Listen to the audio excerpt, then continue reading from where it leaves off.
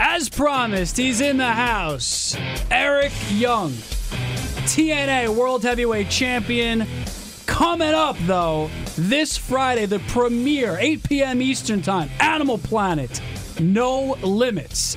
It's the second step for EY on Animal Planet. Of course, Off the Hook, Extreme Catches. We love the show.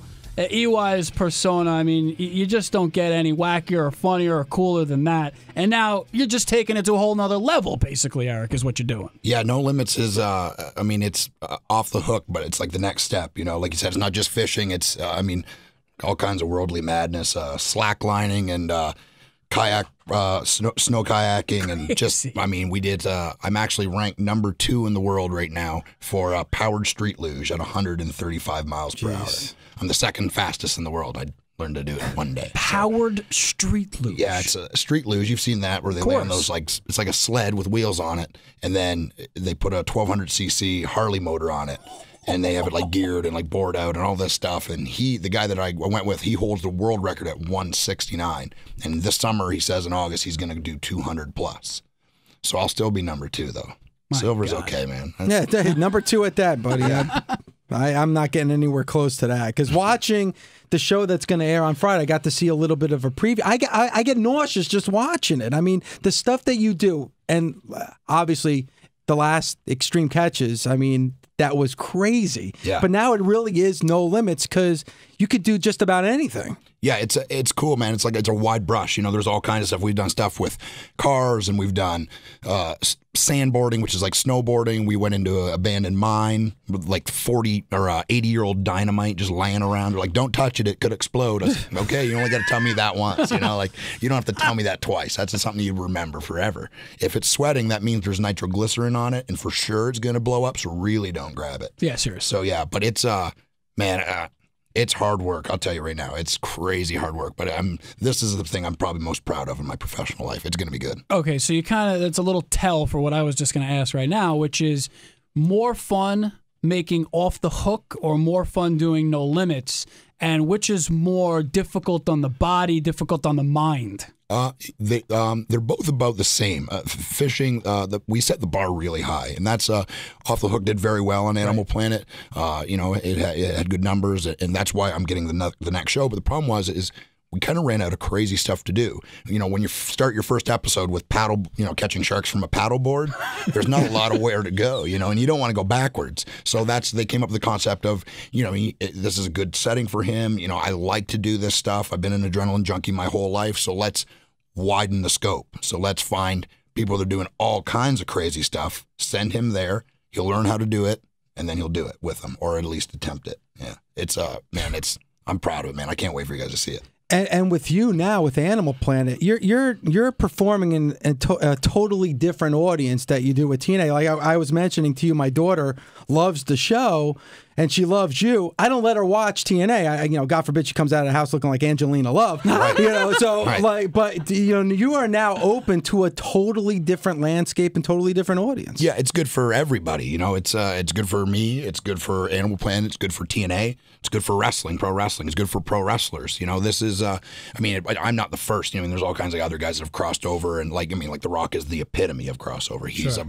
multi-million-dollar massive movie star, probably top 5 in the world. That's the ultimate. I'm way farther down the ladder, but I'm doing basically the same thing, and it's letting people in the real media world know that we're not just meatheads. We have other skills and other things that we can do. Eventually, television people are going to really figure it out. And there's going to be a lot of guys doing a lot of different things. Give us a little tease for this season for No Limits on Animal Planet, just from the standpoint of you're a self-confessed adrenaline junkie. Your favorite adventure that you've been on thus far? Oh man, it's hard because each one is so singular and different, especially with No Limits. It's the last episode we did was Bangor, Maine. We did powered street luge, and we did this thing called rock crawling, where you're in these custom Jeeps. They're like $80,000. It's basically a roll cage with giant wheels on it and these crazy motors.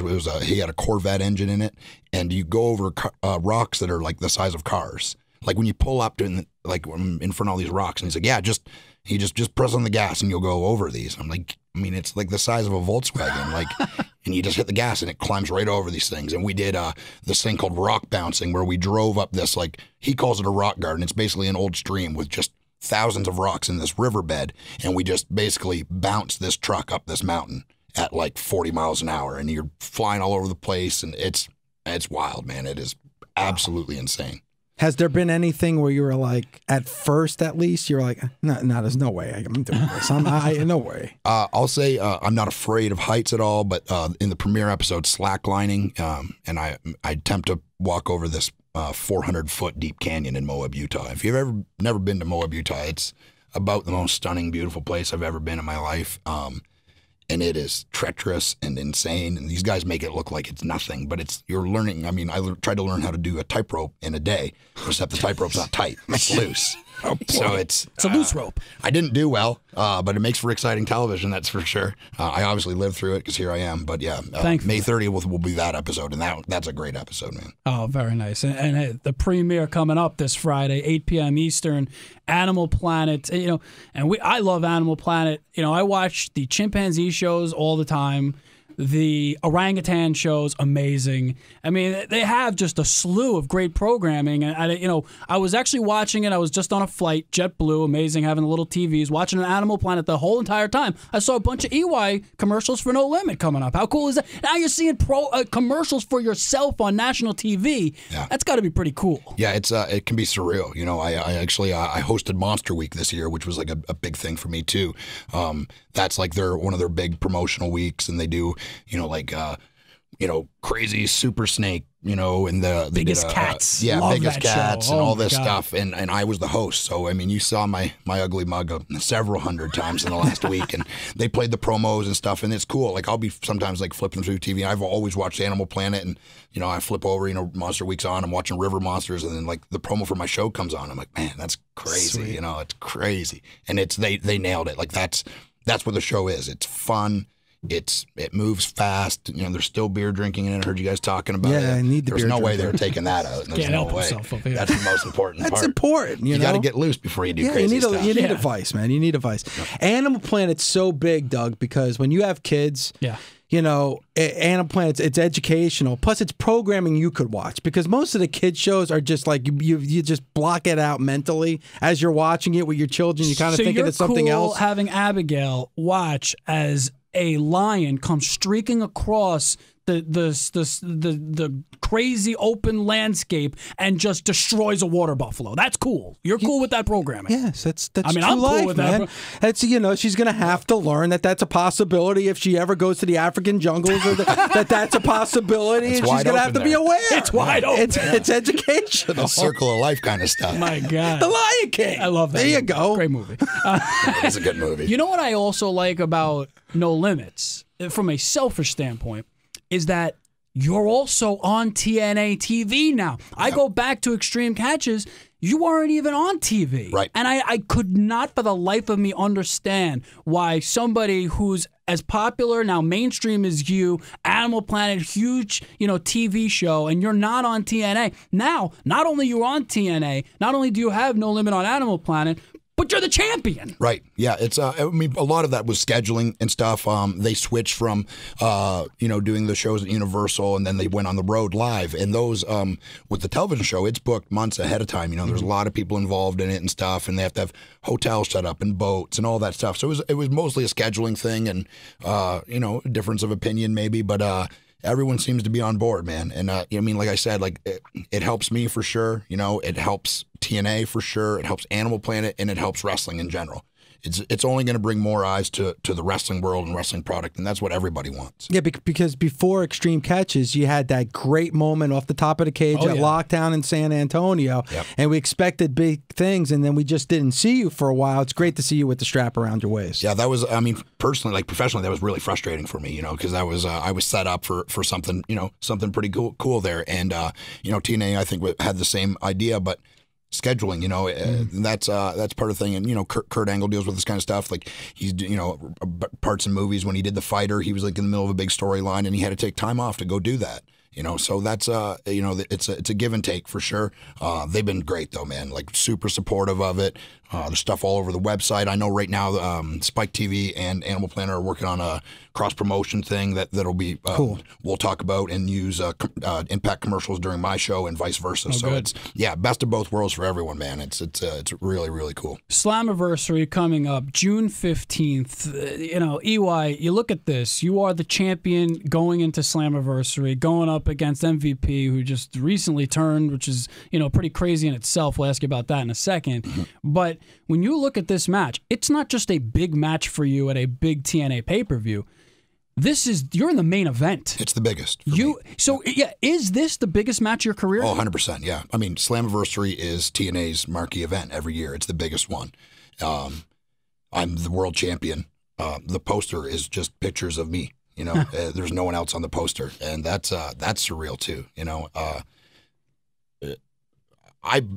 We talked about this, I'm pretty sure, last time. Like, I'm not good at anything, except for pro wrestling. There's nothing in pro wrestling I can't do. I've believed that from the day I stepped in the ring. I still believe that now. Can I deliver 100%? Will I deliver at Slammiversary? 100%. And it's a huge responsibility, massive. But that's what, you always, you got to watch what you wish for. I said that in a promo recently, and it's true. It's a huge responsibility, but I'm ready for it. I've been ready for it for years. And, you hear all kinds of different stuff in the creative world. You're never going to make everyone happy.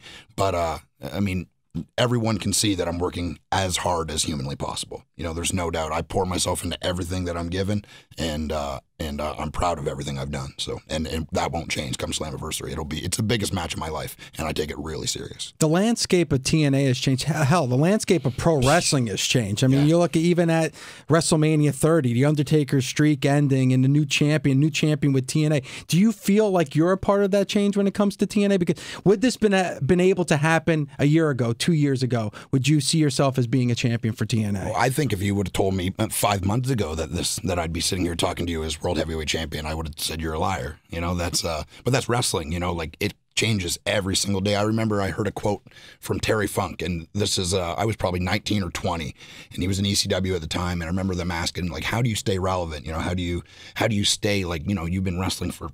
I mean, he's been wrestling longer than I've been alive. And at the point was, crazy over in ECW. He's like one of my favorites of all time. And he said, Terry Funk is always going to be Terry Funk. That won't ever change. Pro wrestling changes every second of every day, and you just have to learn how to adapt. And I think that's what I've been doing, from day one. And most of the guys that become successful learn how to do that. You're right. The landscape of pro wrestling, I agree with Dave, not just TNA, but pro wrestling is consistently changing. You look across the pond, WWE just fought hard for their new TV deal. Now, so much conversation about TNA and what's going on with Spike. Is there any angst at all in terms of the locker room when you look at TNA and the TV contract being up right now? Of course. I don't live under a rock. You hear the rumblings and stuff. But to be honest, I've always distanced myself from that stuff. I have no say.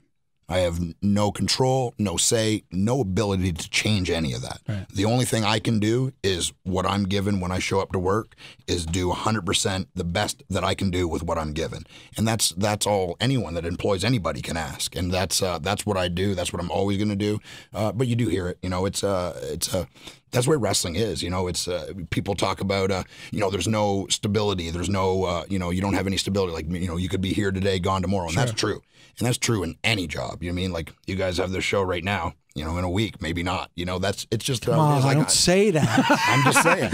You said it's a reality of life. Like when your daughter goes to the Serengeti and gets attacked by a lion, it's the same thing. I'm trying to open your eyes. As long as she doesn't leave the house looking like Angelina Love. I agree. Velvet's okay, but Angelina, no dice. I don't get it. Yeah.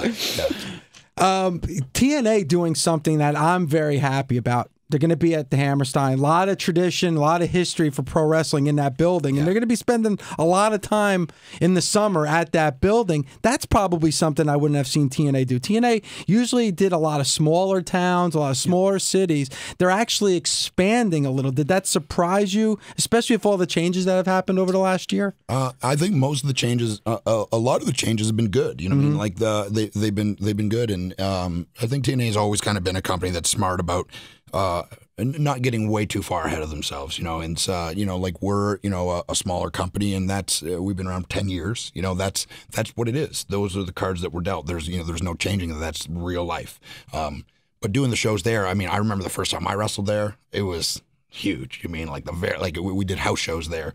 I don't know if you guys were there or not, but we did them. The Dudleys had just come to TNA. They were main event on the show. I don't even remember who I wrestled, to be honest, but I remember like always wanting to wrestle in that building, seeing Raw and stuff done there, and the ECW shows and stuff. And the people are like on top of you. There's like an energy about it, like it's and it's one of my favorite places to wrestle, I think, in the world, to be honest. Very cool. I can't wait.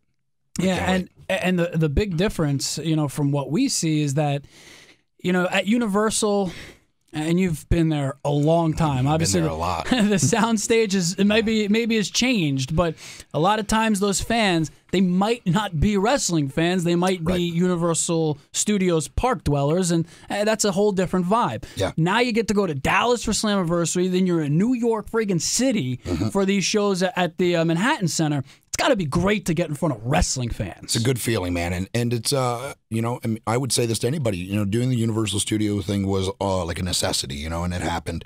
When we first started going there, I remember having the conversation with Bobby Roode. Like we were doing all the shows in Nashville at the fairgrounds. That's where all the pay-per-views were shot. We started shooting Fox Sports, and we started doing those at Universal Studios. So we'd do Wednesday night, we'd do the pay-per-view. We'd fly Thursday morning down, Thursday night, do the Fox Sports show.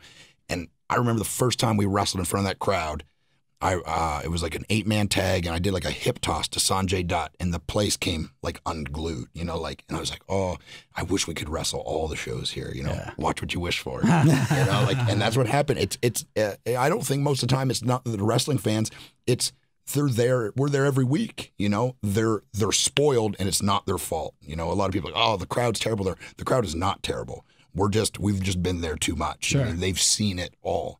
They see us every week, and that's hard, man. It's hard to keep them excited because it's kind of old news. They see us all the time, so it's not special like it will be in Dallas, like it will be in New York, like it is when we go on the road. We do house shows and stuff. So it'll be a breath of fresh air for everybody for sure. And now you're the man. I mean, you talk about that's what's most important. But you talk about being in a match at Hammerstein for the first time, but now you're going to be in the main event. You're the title holder. You're the guy that people are paying the tickets to see. It's not Hogan anymore. It's not Kurt Angle. It's not Sting. It's Eric Young. Yeah, and it's like I said, it's a huge responsibility. I take it super serious. But I think, wrestling fans now, it's more like a brand thing. It's like even when I was a kid, I never went to WWF shows because I wanted to see just Steve Austin or I wanted to see just Chris Jericho or whoever. I bought them because I wanted to see all of it. I think most wrestling fans are that way. Like they want to see the TNA product. They just want to see wrestling in general for the most of it. But it is, like the television show is written around, prominently around me. I take that very seriously. I'm the first guy to get there. I'm the last guy to leave every time. You can ask anybody that's there, and no one will outwork me. That's one thing I can guarantee you. But it's a huge responsibility. There's no doubt. I feel the weight of it for sure, man. I'm ready for it. How has the changes felt to you, not just in terms of the roster, but also Big John coming in and kind of being at the helm there as far as the creative is concerned? Yeah, it's felt good. It's when there's a change, it always feels good right at the start. You're like, oh, this is it, and it's everything has hiccups. I feel like he's got like a good forward vision, which I feel that maybe TNA hasn't had in a long time, where he can see, he's not seeing to next week. He's seeing, in a couple months, or in a year or whatever. So that's good, and that's good for everybody. And I think that's shown with bringing in a lot of young talent, new talent, and stuff like that. Sure. The Menagerie, Bram, Ethan Carter, guys like that. These are pros. These guys are talented people. But in that regard, does it get to you a little bit? What we saw this past Thursday night was so much talk. When I think of EY, when I think of Bobby Roode, when I think of Bully, when I think of all these guys that I love watching, I want to see you guys. When I think of Austin Aries, I don't want to see a double in a 4-minute match. I want to see him in a 12-minute match. Yep. Is that part of the thinking in terms of where you're at? And come on, it's just get us in the ring some more. Yeah, I'm like you guys. I've been a wrestling fan since I was 5. I want to see wrestling, and talking is just as big a part of it. We all know that. the sad truth of it is wrestling doesn't rate on either show, on WWE's or ours. It doesn't. It just, and I don't know if that's because fans are trained because they know maybe nothing's going to come from it because they're building up to the pay-per-view or whatever it is, but matches are shorter. It's like they're trained to tune off because all the other stuff happens in other moments. It's weird. Like if you really look at it, and someone was telling me a couple weeks ago, one of the highest rated things on the show like 3 weeks ago was a pull apart. That's yeah. I mean, it sounds nuts. Like that's the last thing as a wrestling fan you want to see. Nothing's going to happen. It's just two idiots being held by guys in black t-shirts. Sure. But it's one of the highest rated things on the show. And I remember it was probably 5 or 6 years ago. Backstage fights was a big thing, and you guys probably remember. I mean, every week there was like some crazy backstage fight that started and ended the show. That's because that's what was rating. I mean, when it comes down to it, Impact and Raw and whatever are television shows, and they got to pay. They got to make numbers, and wrestling doesn't rate. It just doesn't. It's sad, crazy. Man. It's sad. It's sad. Agreed. It's sad. And that's part of too. Like growing up, I was watching wrestling Saturday morning, Saturday nights on cable. The ratings probably didn't matter. Yeah. But now it does, especially with every show on prime time. Yeah, and it's. I think it can be changed. It can be changed, and people can like wrestling again. But we have to decide that that's what we're doing and stay the course. Sure. We got to decide that wrestling is what makes wrestling, and that's what's important, and we have to have all the important stuff happen during the wrestling matches. So wrestling is always changing, man. It's constant, constant. For whatever reason, and I'm wondering if you get a feel for this, being a long-time member of the TNA roster. Why do you think now, especially more than ever, TNA gets so much crap from the fans? It just seems like the fans want to, always take a little chunk out of TNA, even at the times where it's great, even at the times that EY's winning the championship. There's always that little nitpick. Oh, but this, but that. Right. Do you get a feel as to why? Yeah, I don't know. I don't know if that's like we're number 2. I don't know if that's.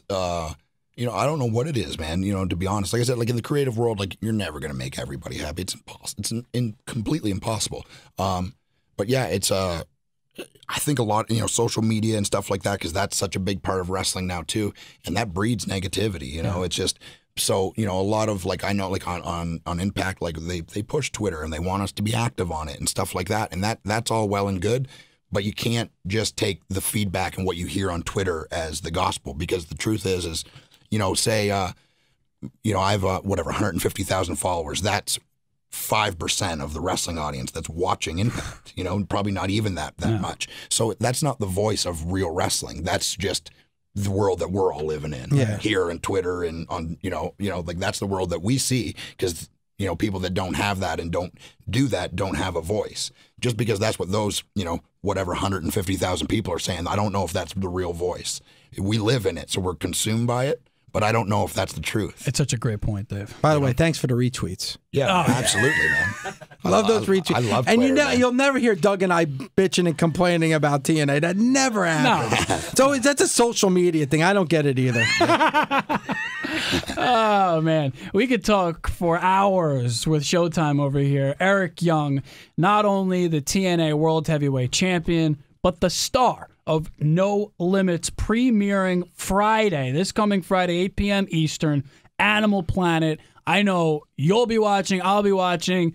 Mike Riker will be watching. Mary, you watching? Mary's not watching, but you know what? Mary's in. She'll DVR it. Yeah. And then, of course, I'll be on a plane to Alaska. I won't even see it. So. It's unbelievable. You lived it, man. I was there once. You still got some No Limits to shoot. So this is Alaska, baby. Have you ever been? I've been to twice. Yeah, last with the show and once on my own. And now you got your Maple Leafs hat on. I do. Okay, so we don't have to talk about it. Well, that's cool. Okay, go ahead. Because I'm a Ranger fan, and I got. Are you a Rangers fan now? No, I've been since 1994. No, just kidding. That's a good year. Real quick, it was a hell of a year. Real quick, do you root for the other Canadian team that's trying to take out my Rangers here, or you are a Maple Leaf fan and that's it, and screw the Canadians? I'm a Maple Leafs fan by birth. That's been my team since I was a childhood. I'm also a Nashville Predators fan. I live there now. There you go. I like, that's my other team. Always be a Maple Leafs fan. I went to Winter Classic this year. Nice. Best sports memory of my entire life. It was amazing. But yeah, I mean, Maple Leafs, they don't make it easy. No. You know, they don't make it easy to be a fan. Bellhop actually made fun of me on the way over. Oh, that's not my right. goodness. Jump on the Rangers bandwagon for a couple weeks. I actually wanted to try to go to the game tomorrow night, but I'll be too busy. But it's great hockey, and you know, like people, you're from Canada, so don't you cheer for just the Canadian teams? 90% of the Rangers is from Canada. Yeah, seriously. Okay, so you're cheering for Canada, basically. Yeah, I sure am. Yeah, is that Russian or? I don't know what the hell that was, to be honest. But yeah. I don't. I've lived in Canada a long time. I've never heard anything. I can do a boat. A boat? Is that all right? Yeah. Stop! Also, I'm trying. Stop. I want to. Stop. This is one other question I have. Yeah. Okay, so. Like we live in the Twitter universe. Okay. I didn't see it, but I know you guys had a fantasy draft. We did. I want to talk openly about this. We're friends. Yeah. You know, this is my second time coming on the show. You guys have supported me. Let's talk about this. My buddy, this guy, he got me back into pro wrestling. I stopped watching it for a couple years because he said, "Do you know aren't those guys your buddies from the show?" I was like, "Yeah." Well, how come if you're world heavyweight champion, neither one of them picked him for your team? Let's talk about this. This is true. Let's talk about it. Guys that I don't even know, guys I haven't even heard of on your list. That's I'm world not champion. true. I think MVP's beating you at the pay-per-view. What do you want me to say? I took You picked MVP over me. I did. I have to be It's honest. a dark about day, that. man. It's a Oh, dark that's right. I day. picked Samoa Joe. I would pick Samoa Joe over me. I would. You know what? Pick him over me. You got us on that one. I got you. I didn't notice it, but my buddy Bill Littlewood, if he Bill's hears a this, bastard. Damn it. He knows everything that goes on. And he was like, "Aren't those guys your buddies?" I was like, "Yeah, why? What's going on?" Well, here's the draft, and they didn't pick you, either of them. But because you got to understand this, and you know After this, I'm on You protest. know this from being in the entertainment world. It would have been very easy to pick you, but we had to cause a little controversy Right. on the show. Right. And we did. We stirred it up a little That's bit. what we knew you were coming out. We thought it'd be a good talking point. Yeah. Did we? Let's put it this way, AY. Yeah. We owe you one. That's fair enough. We owe you I a didn't want to big be on one. your silly fantasy team anyway. Now I feel like an ass. Now I feel like a LaGreca. Oh, boy. Welcome to my world. The TNA World Heavyweight Champion, star of No Limits, Animal Planet, premiering this Friday, 8 p.m. Eastern. The always gracious Eric Young. Thanks, brother. Thanks, guys.